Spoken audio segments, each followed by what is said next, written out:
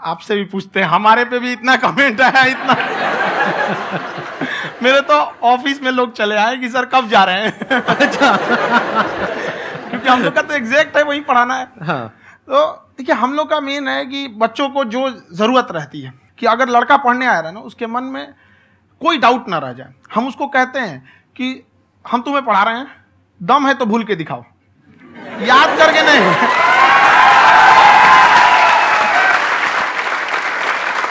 Plus आप जिस price point पे पढ़ा रहे हैं, आई थिंक वो सबसे कम है, वो बहुत ही कम है। सर ये जो फीस का कल्चर है, ये हमारा इंडियन कल्चर नहीं है। हमारा इंडियन कल्चर गुरु दक्षिणा है, उस हिसाब से वो सही है। ऑक्सीजन जैसे जिंदगी के लिए जरूरी है, वैसे एजुकेशन जरूरी है। कोई ये नहीं कह सकता है कि पैसे की वजह से वो खान सर के यहाँ से लौट गया। क्या बात है।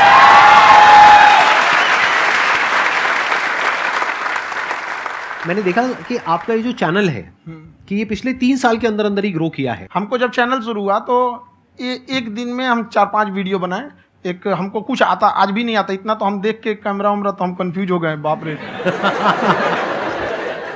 तो हम एक ही दिन में वीडियो शूट किया, पढ़ाने वाला टॉपिक था हमको। उसके बाद कभी वीडियो नहीं, 6-7 वीडियो एक ही बार शूट कर लिए। और एक जो थे जिनका कैमरा वगैरह था, मेरे पास कैमरे भी नहीं थे उस टाइम, और कैमरा 35,000 का था। तो 6 महीना इसी में लग गया, जो 35,000 इसी में फंस जाएगा। तो उनके कैमरे से शूट किए, उन्होंने कोई चार्ज लिया, उसके बाद हम छोड़ ही दिए। लॉकडाउन लगा, तब हम कहें आप कैसे पढ़ाएंगे। हो तो 1 दिन 2 दिन करते करते अचानक लंबा हो गया। तब हमको याद आया कि ओहो मेरा एक चैनल भी है वहाँ पे। तो उस समय उस पर लगभग 30,000 सब्सक्राइबर हो चुके थे। तो जैसे लॉकडाउन लगा तो उस पर पढ़ाना चालू किया, और पता नहीं क्या लोगों को पढ़ाई में इतना इंटरेस्ट आ गया कि आपका स्टाइल ऐसा है थोड़ा सा, आप आई थिंक पढ़ाई के साथ साथ में जो बीच बीच में आप थोड़ा बहुत छोड़ते रहते हैं ना, मतलब जो एंटरटेनमेंट चलता रहता है। ये बात हम देखिए, जब हम गुलाम थे ना, तो अंग्रेजों ने एक चाल चला था कि भारत को हम फिजिकली गुलाम रखेंगे 100-200 साल, मेंटली 1000 साल कर देंगे। उन्होंने पढ़ाई का मॉडल चेंज कर दिया।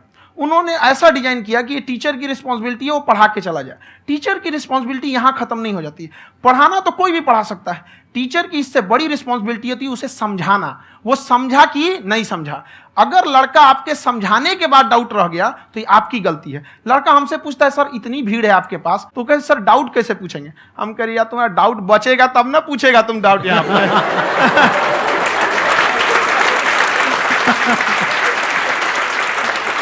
कॉन्फिडेंस नेक्स्ट लेवल है आंसर का, मानना पड़ेगा। और शायद यही वजह है इनकी जो ग्रोथ है उसका। किसी ने शायद सपने में भी नहीं सोचा होगा कि पिछले 2 साल के अंदर अंदर जो आपके चैनल की ग्रोथ हुई है, जैसे आप खुद ही बता रहे हैं कि लॉकडाउन के टाइम पे आपके 30,000 के करीब सब्सक्राइबर्स थे, आज की डेट में 17 मिलियन है। और मेरा एक क्वेश्चन और है, इससे पहले कि ऑडियंस में से आपसे कोई क्वेश्चन पूछे, कि कई बार आप ऐसे भी टॉपिक्स टच करते हैं जो थोड़े से कंट्रोवर्शियल हैं या थोड़े से सेंसिटिव हैं, जिसके ऊपर बात करने की हिम्मत आई थिंक बहुत ही कम लोगों में है। तो आपको कभी ये नहीं लगता है कि कहीं ज्यादा तो नहीं हो रहा है, इसको थोड़ा रोक देते हैं, थोड़ा कम कर देते हैं, क्योंकि कोई लाइन ही नहीं है वैसे तो बोलने को, तो आप कुछ भी बोल दो, कितना भी बोल दो। हुई है कंट्रोवर्सी बहुत बार। एक्चुअली बचपन से हमको फौज में जाना था, और फौज वालों के लिए ये सब मायने नहीं रखता। उसको करना है मतलब करना है, तुम सामने कुछ भी रहो, डजंट मैटर।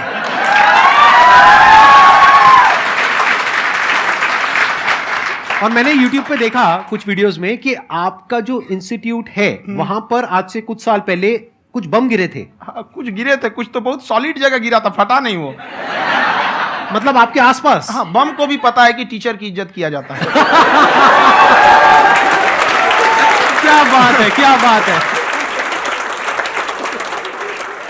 मैं समझ पा रहा हूं कि ये आपके अंदर जो एटीट्यूड है ये कहां से आ रहा है, क्योंकि आप बचपन से ही फौज में जाना चाहते थे, तो आप जंग के मैदान में ही खड़े हैं एक तरीके से। बस फर्क ये है कि आपके हाथ में कलम है, हथियार ना हो करके। हथियार से एक आदमी की जान जा सकती है, हाँ। कलम से बहुत ताकत होता है। शिक्षा एक ऐसा हथियार है ना, हर कुरीतियों से लड़ सकता है, हर तरह की समस्याओं से। और ये एक ऐसा हथियार है, मेटल डिटेक्टर में भी नहीं पकड़ाता है।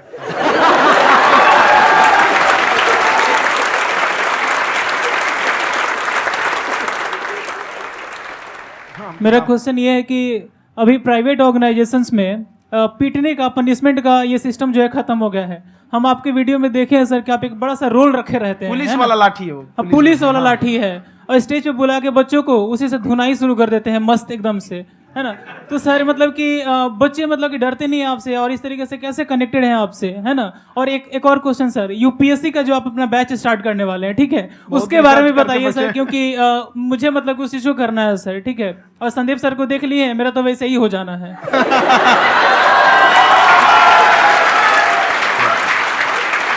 क्या हो जाना है? मेरा पूरा कंप्लीट करो।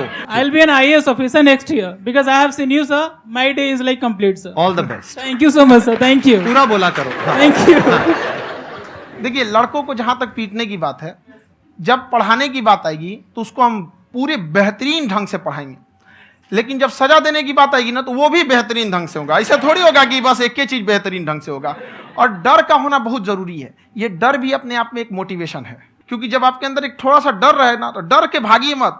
एक ऐसा डर जिसको आप लगे कि नहीं नहीं थोड़ा सा और करने की जरूरत है, फिर तो ये हम इसको क्रॉस कर जाएंगे यहाँ पर। तो लड़कों के अंदर ये डर बनाना भी जरूरी रहता है। और रही बात यूपीएससी वाले की, जो आपने बोला, बहुत सारे लड़के वेट कर रहे हैं यूपीएससी की, क्योंकि 2-2.5 लाख फीस सारे लोग एफोर्ड नहीं कर सकते। और हमारा वही रहता है, हम तो ज़्यादातर हमारे स्टूडेंट देखेंगे तो किसी के रिक्शा वाला, सब्जी वाला, यही लोग, इनको तो 2.5 लाख रुपया इनके पास पूरी संपत्ति नहीं होती है, फीस कहाँ से भरेंगे वहाँ पे, उसके बाद रहेंगे कहाँ से।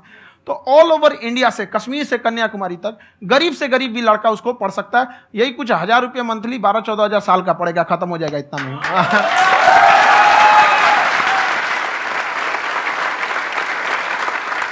ये जो डंडे वाली बात इन्होंने कही, ये सच है? मतलब आप हाँ, सच में एक डंडा रखते हो पुलिस का ही है वो, और मारते हो? हाँ। कि मतलब अगर कोई लड़की छेड़ता है या ऐसा कोई भी उल्टा नहीं, पुल्टा काम पढ़ाई करता लिखाई है, कुछ भी गलती करेंगे तो पिटाएंगे वो यहाँ पे, कैमरे पे, ऑन कैमरा, जैसा भी रहे, कुछ भी पिटाना तो उनको फिक्स है। एक तो कोई मतलब विधायक जी थे, उनके लड़का को पीट दिए, तो चला दल बल लेके अपना वहां पे। उसने घर पे नहीं बताया था कि सर ने पीटा है, बस बोल दिया कोचिंग में पीटा है। बाद में पता चला हम पीटे हैं, तो उसके पिताजी मेरे सामने और पीटे।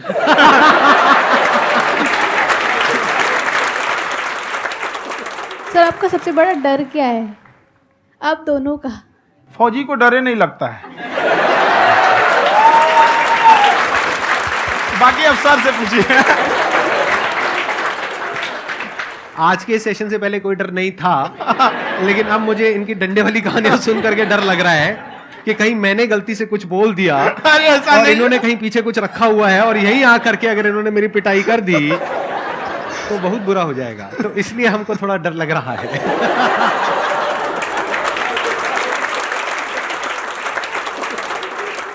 आपकी डेली कितने घंटे क्लासेस होती है? 6-7 घंटे। अभी भी खुद ही करते हो आप? हाँ, जो भी हमारे classes स्टाफ करते हो। परेशान रहते हैं। हम 1:30-2 बजे सोते हैं, सुबह 6 बजे उठ जाते हैं, परेशान रहते हैं। अरे इतना क्यों करते हो, है ना? कभी तो उनको भी साथ साथ लगना पड़ता है ना? उनको साथ साथ लगना पड़ता है। हम जग गए तो कोई सोया थोड़ी रहेगा, परेशान रह, दिन में सोते ही नहीं है, बेचारा कहीं कहीं जाके सोते रहता है। तो हम सीट बांध दिए कि भाई तुम इस समय सो जाना, तुम इधर सो जाना। आपकी शादी हो गई है नहीं हुई है अभी? मेरी खुशहाली देख के आप आइडिया लगा सकते हैं।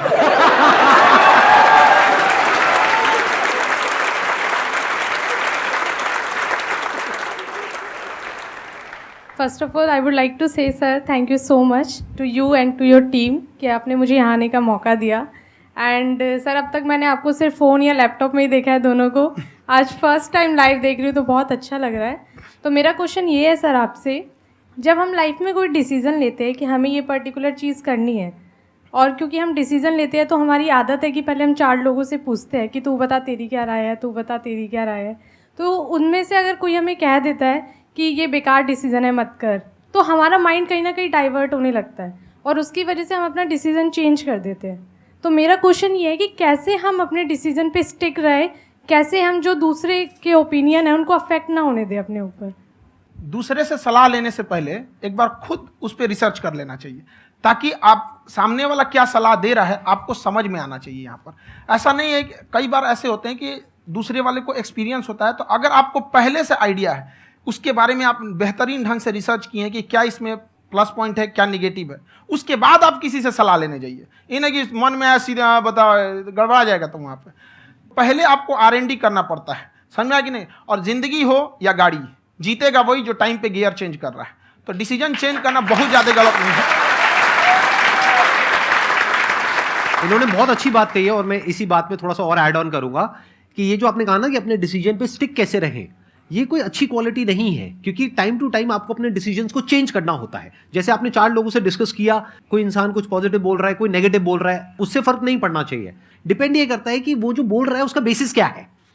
क्या वो किसी नॉलेज या एक्सपीरियंस के बेस पे बोल रहा है या ऐसे ही कुछ भी बोल रहा है? ऐसे ही बोल रहा है तो फिर उसकी बात पे ध्यान क्यों दे रहे हो? अगर किसी नॉलेज या एक्सपीरियंस के बेस पे बोल रहा है, फिर चाहे वो पॉजिटिव बोल रहा है चाहे नेगेटिव बोल रहा है, दोनों ही मायने रखता है।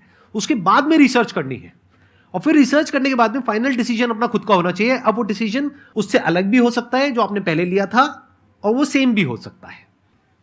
सर मेरा क्वेश्चन दोनों से है आपसे, how to deal procrastination and laziness. हमारा ब्रेन है ना, ये बहुत आलसी टाइप का है, इसको आराम